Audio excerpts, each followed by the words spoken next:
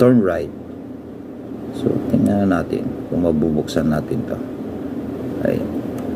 Ayan, diba? So na ano naman natin yan.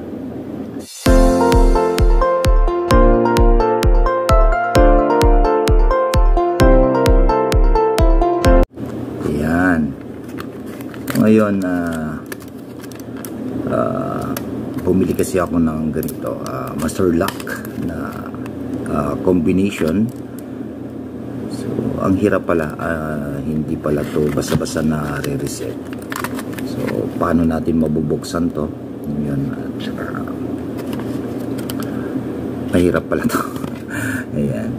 So ito yung mga lock na combination na hindi mo siya mababago. So may mga instruction to sa dito sa likod. Ngayon, ano natin kung paano natin ma-crack to. So ayan. So yan, ang hirap. Yan, may number naman siya sa ano, sa likod. Ayan, pwede natin gamitin yan sa mga bike, sport bags, then mga lockers. Yan, so mga importante mong mga gamit, kailangan secured mo ba. Ayan, so lahat na bibili ng ganito, may mga instruction yan, nasusundan paano natin ma-crack to, matanggal, mabuksan. So ito kasi yung mga combination lock na hindi natin nare-reset yung parang code, yung code. So kung ano yung dito sa factory instruction, yun yung susundan natin na kailangan natin susundin. So sa first number, ito yung turn right 3 times. Yan. Sa second number, turn left full, and first number to stop and second number.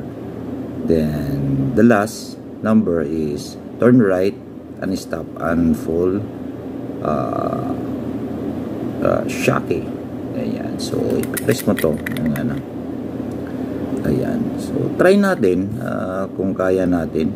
Ayan, for the first time ko pa lang kasi ito na encounter na ganitong lock na nakikita ko na, pero never ako na bumili ng mga ganito. So di pala masyadong, I mean, hindi nare-reset ang number. So ayan, pagka mabuksan nyo naman, so yung instruction dito dapat itabi nyo, tanggalin nyo at itatabi nyo lang para yun yung gagayahin nyo talaga. So subukan natin kasi, so mag-start ako na 0 ngayon. Turn right 3 times. Okay, so try natin kung ano. Yan, so try natin. So hindi kasi maano. Yan, try natin. So sa first number, ayan, 3 times. So yan, subukan natin. Ayan, 3 times siya. Ayan. Ayan, so ito yung mga pangalawa. Ayan. Ayan. Then sa second number, ayan, so second number, turn left full turn left sa second number. May instruction naman siya. Ayan, so ano natin. Ayan,